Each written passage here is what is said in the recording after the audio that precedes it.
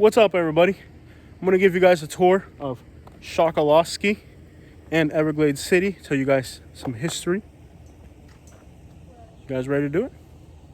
Let's go. What's up, everybody? Welcome to Everglades City. This is the real Florida. This isn't some Disneyland, vacation land. This isn't some fake tour. This is the real Florida. I'm going to give you guys a tour of the real Florida. Not the Disneyland Florida, not the developer Florida, but the natural Florida, the historic Florida. I'm going to tell you guys a little bit of the history and also a little bit of what this place means to me. This is Everglades City. It is south of Naples. And this is one of the most remote regions of Florida. The road's a little rough here. I notice the camera shaking a little bit. Here, in these remote parts of Florida, on the edge of the Everglades National Park is Everglades City. One small town with one gigantic story to tell.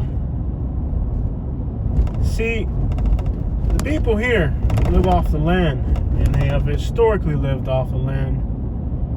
However, about 40, 50 years ago, started to be an increase in regulation from the state of Florida to control the state's natural resources. And by the way, they've done a horrible job because there's nothing left at this point. But in the process, they took away the livelihood of the people of this town. So this is not Iowa where there's corn and Alabama where there's cotton. The only natural resource in this place here is the water and the animals that are in it. And when the state of Florida took away these people's rights to hunt the land, fish the water, and take what bounty nature had in store for the people to survive on, it left the locals with quite a hurdle. How are we going to feed our families? Well, in that era, a bunch of Cubans and Colombians had a little business. If you watch the movie Scarface, you might know what I'm talking about. But of course, these aren't movies. This is real deal. When the government outregulated the fishing industries and left the locals with nothing to feed their families, they became a little bit marginalized economically, and they found resources to correct their economical deficiency. Namely, Cubans and Colombians from Miami had a little business. And these saltwater cowboys knew these backwaters. See, out here we got what we call the 10,000 islands, and it's quite literally 10,000 islands. Sometimes the water level and the tides go up, sometimes they go down, and sometimes if you don't know where you're going, well, you're just not going to make it too far. But these saltwater cowboys know their waterway better than anybody else. And they know exactly every inch of that backwater.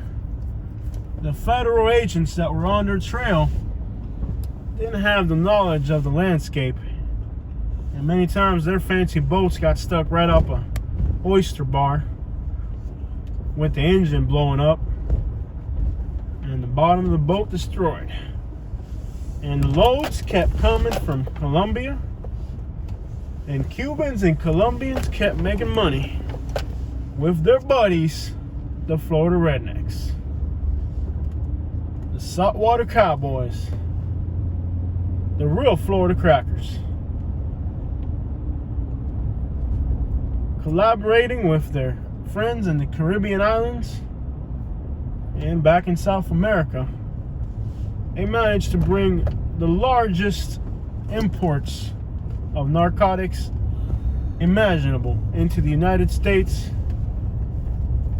Loads were so big that they needed to have the whole town bringing in the loads. Bringing in the loads from a mothership offshore. And when the federal agents chased them, most likely they ended up stuck in an oyster bar. But however, the good times came to an end. In the early 80s,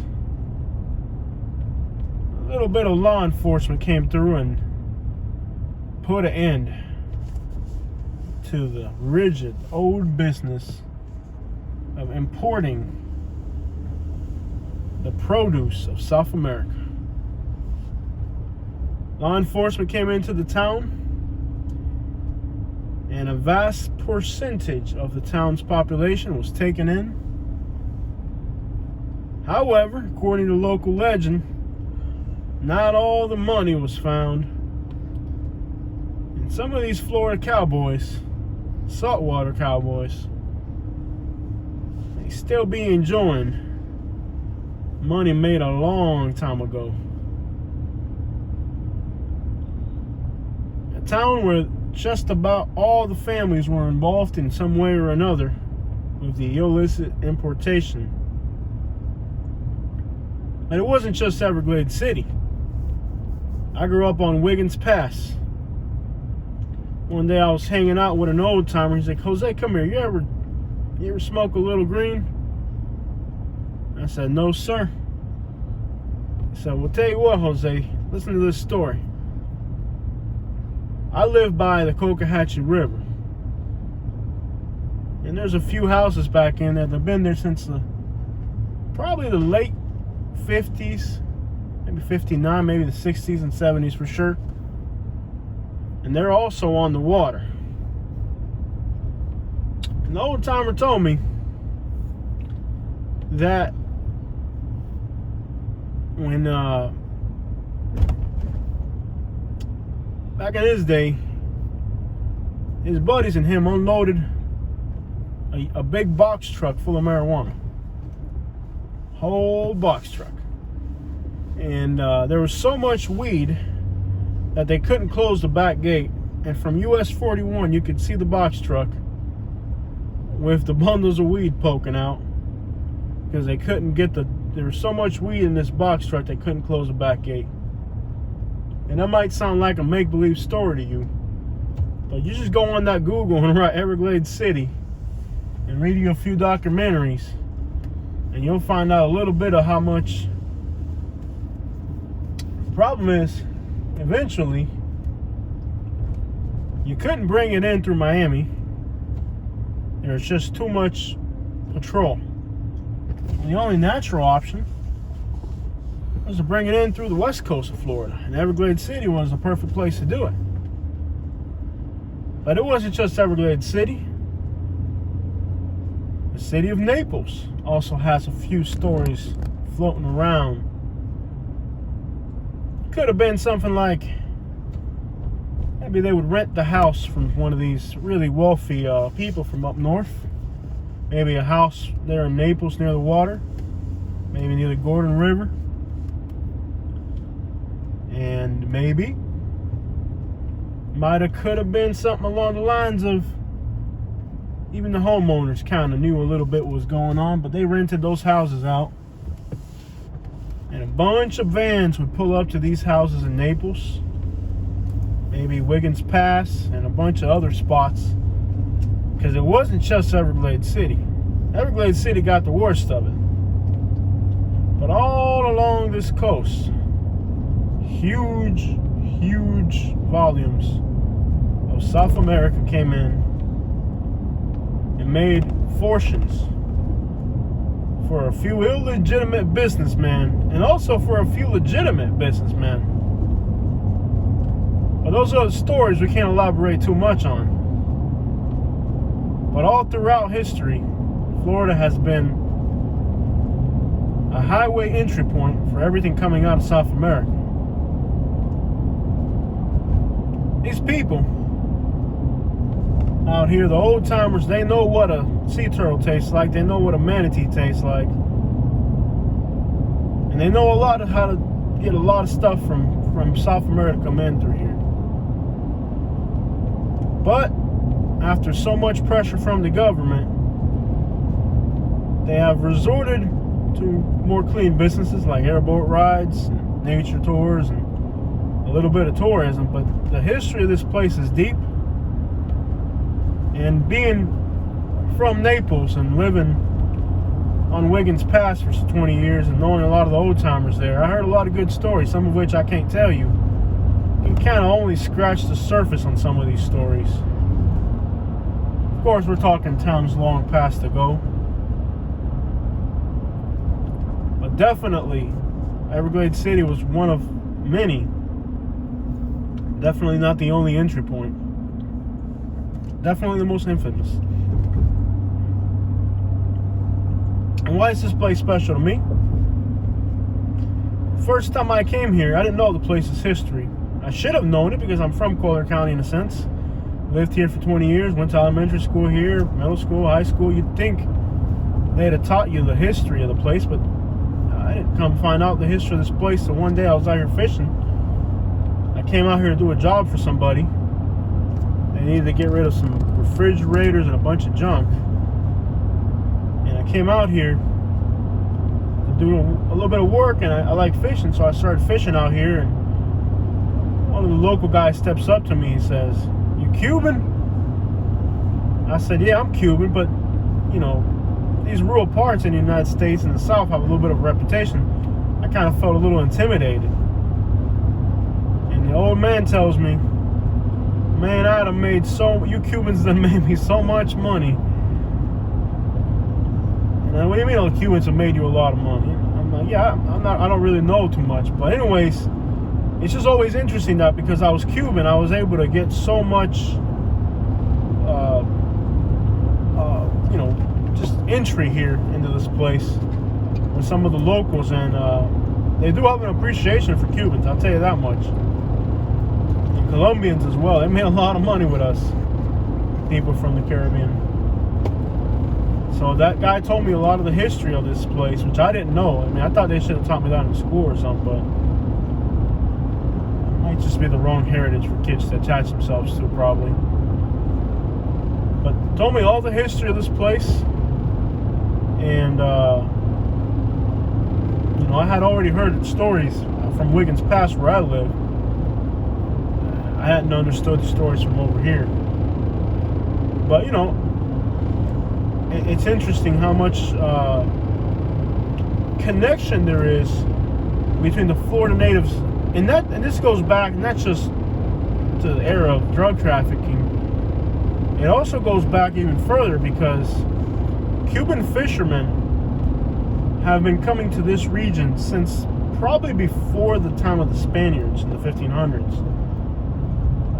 Cuban fishermen, well documented, that from Everglades City all the way up to Tampa and a little bit north of Tampa, Cuban fishermen have been coming from Cuba to fish this area. Now we're in Chocolosky.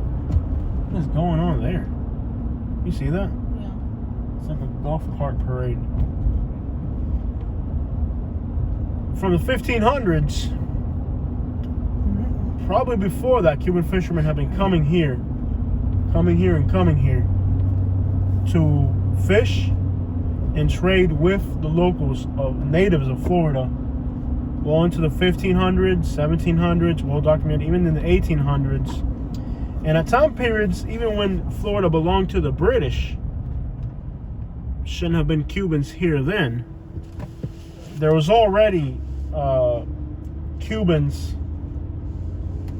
here, well established in the fishing industries, even though this land belonged to the English, because the English just weren't going to come here. So even though under legalities, under legality terms, this belonged purely belonged to the British, Cubans were here already, and the British didn't really want.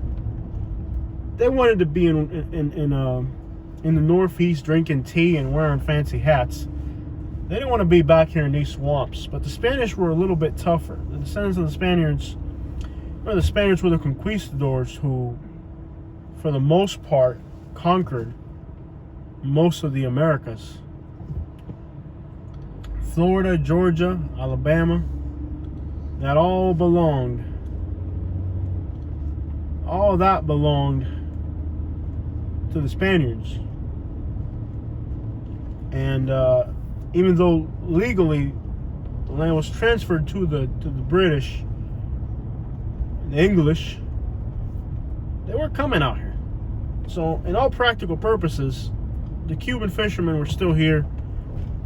And actually not a lot, but there's a few families. Are they open? Wow. I'm gonna see if I can. They probably won't let me record in there. You gotta pay $3 to get in. I wonder if they'll let me record. It would be amazing if they did. But anyways, for all practical purposes, this is a place that has a lot of connection. A lot of the older families, quite literally older families of the area, have all but grown accustomed to nothing more than a connection to the land and the land's ability to provide resources, may it be fishing. And a lot of the older families carry those Spanish last names to this day all along the Gulf Coast of Florida. So this is a place you need to visit. Today, there's no drug trafficking. We're talking 80s and back. Today, there's airboat rides, there's fishing charter boats that take people out, and lots of good stories from the locals. Some of it could be real, some of it could be fake. But I assure you, it was a little bit more than just Everglades City. It ran all the way along the Gulf Coast of Florida. Lots of good stories of times when money flowed and South America entered Florida. Thank you guys so much for watching our video. This is a town I definitely recommend you visit and explore and learn more about. It's really worth it. Fishing here is amazing. And if you're thinking about tourism in Florida, this is definitely a place you need to visit. Check it out. What's up, everybody? I'm going to give you guys a tour of quite possibly the most important historical place in Collier County, other than the Naples Pier, probably. This is a Smallwood store. I'm not going to be here too long. This is the Smallwood Museum. This is Southwest Florida's history. I'm not gonna rush through it, because I'm gonna rush through it because I want you. If you come to this museum, I want you to take the time. But this is possibly one of the most incredible places in the entire Collier County. Just incredible Florida history here. It's in Chocoloskee, which is just south of Naples. So when you come to Florida, this is a site that you absolutely have to visit. When you come to Florida, you have to check this place out. It's absolutely incredible. The history of this place is amazing, and this is definitely needs to be on your to-do list. The history of this place is incredible. I just got locked out. Can I push? Oh, the front door? All right, buddy. Here we go. But incredible. I mean, if you like antiques and history, there's just nothing like this anywhere. I mean, this is just incredible history here. And I definitely recommend you come here. $20 for a t-shirt. But take a look around. Stuffed alligators. 1930s Smallwood Trading Post. Look at this place. Just incredible. Just incredible. And I'm just gonna run through here quickly. I want you guys to take the time. My favorite thing in this whole museum is this right here. He's got the Bible next to him. I mean, this is the most incredible thing in this entire museum. I'm not going to get too detailed. I would want you guys to take the time and do it yourselves. But this is a must-visit site here in Collier County. And there's a lot of stuff to look at here. So, just an amazing site. I'm glad that I'm actually able to be here while they're open. so much to soak in from history on the Calusa natives of the land who fished this land and made all types of artisanal. Tell her this is the day I can babysit here. So, just incredible, incredible history, and love it. I mean, there's history here from the Calusa to the native Calusa. There's a lot to soak into this place. This is the history of Collier County. They did teach us a lot of this history. So me, I grew up in this county. I mean, a lot of this history is stuff that we personally studied in school from the Calusa Indians and how they made their tools, their artifacts and all that. This is all stuff that somebody like myself who went through the school system here has a little bit of extensive knowledge on. But when you come to Naples, it's not just the pier, it's not just the beaches. This is in the middle of the Everglades. I mean, you think about how rugged these people were. You know, these early settlers, how rugged these people were to live in this place before air conditioning, before the invention of all the modern comforts we have.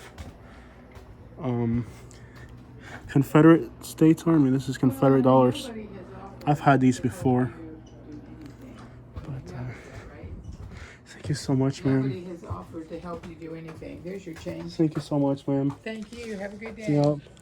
So when you come to Naples, just remember that there's a little bit more to Naples than just the pier and the beaches. Come out here to Chokoloskee in Everglades City and see the Smallwood Museum, Smallwood store. Fish back here. Get a tour guide to give you. I mean, if you like fishing, this is the best fishing in the state of Florida. Have these guys know the backwaters. Have these guys put you on some game. Get on an airboat ride. See some manatees. See the real Florida. You know, like so much incredible history and just neat places that, you know, most of these guys, when they show you Florida, showing you Disney World, you forget about Disney World. Like this right here, this is the real Florida. You know, Everglades City, Chokoloskee. You know, Matlacha is another site that I strongly recommend you go to. Bokeelia, you know, these are sites that really merit a visit, and you'll understand the state's history. There isn't a lot of history in Florida like there is in other states, for one simple reason, namely the weather here is so unbearable. The mosquitoes, the weather, there's so many components that make this place so unbearable that it took a very rugged individual to live here and survive here and sustain their family here. So I definitely recommend a visit to this museum. I mean, the history of this place is incredible. So we're gonna roll up out of here. But I when I have to come to Naples, this is a spot I always come to. And you know, a lot of tourists, so many tourists go to the beaches, all the other places, but not a whole lot of them actually come here to these sites like this.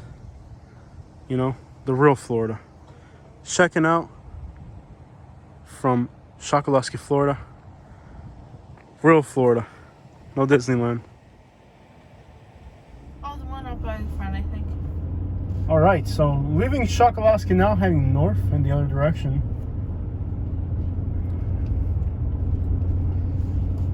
This place is incredible, and I definitely recommend, if you come to Florida, that you include Chokoloskee and Everglades City, because it's kind of one of the few things that's kind of left itself unchanged, where you can appreciate the real Florida culture, untampered by exterior encroachments of people from other places, developments, and a few other things that have kind of done a little bit of damage to Florida. This place is kind of, to a large extent, left in its pristine natural setting. I love this place. To me, fishing is my passion, and some of my best fishing memories have all been right here. Fishing is my hobby, and some of my best fishing memories ever have been out here. So to me, I don't even know how to put together the notion of fishing, memory, nostalgia, emotion, all that to me, it's just one big package of feelings. So yeah, definitely this place to me is certainly special for just for the fishing. And also living in Naples is just a hectic city. That being able to come here and exploring something a little bit more remote, I mean, this is kind of like the Lollapalooza for me. Lollapalooza is a song written by J.J. Mofro about development and how it's historic Florida. But when he goes to Lollapalooza, he disconnects from that anger, frustration, stress of city, and is able to be at one with nature. And for me, Everglades City and the surrounding Everglades is the place where when I was at my most stressed out moments in my life, was able to put behind the urban development and just be at one with nature. So for me, it's a very special place, full of memories, fishing at night. This place to me is everything as far as nostalgia, memories. And again, fishing is my hobby, and there's nothing better for fishing than this. I mean, this is, other than, of course, the Florida Keys, no doubt, but as far as mainland Florida, this is it. Everglades City and Chokoloskee. Lots of good memories here. My stomping grounds, you know, where I could kind of disconnect and just kind of plot my next move. I mean, this place's history, you know, you come here to meditate on life. You know, when you come to a place like this, naturally you disconnect from your worries and kind of meditate a little bit on your future, your goals, and knowing that this was just a rugged place before the invention of electricity. That's why Florida doesn't have as much history as other states, because this was quite literally an uninhabitable swamp. And then the history of the drug trafficking as the place has, all of that just kind of embodies people under extreme odds, willing to do whatever it takes to get ahead, willing to take any type of risk to get ahead, to just kind of make it at all costs, at whatever expense. It's just incredible. It's an incredible testament to the will of mankind and how far we're willing to go to take care of those we're responsible for. You know, there is a way to make it, but there's not a way allowed. Like, it's not that the resources aren't there to make it, it's just that you're not allowed to have them. Just incredible. I mean, to me, this place speaks so many volumes as far as the will of mankind to not be afraid of consequences, not be afraid of, I mean, just think about venturing out on a fishing trip, you know, for weeks on end, and your wife at home wondering if you're gonna make it. Weather inclements, you know, being stuck out at sea on a crab boat with bad weather, all that. It's just an incredible place of incredible people, tough people who have, between nature and law enforcement and just all odds, done whatever they could to provide for their families. Very tough people, admirable.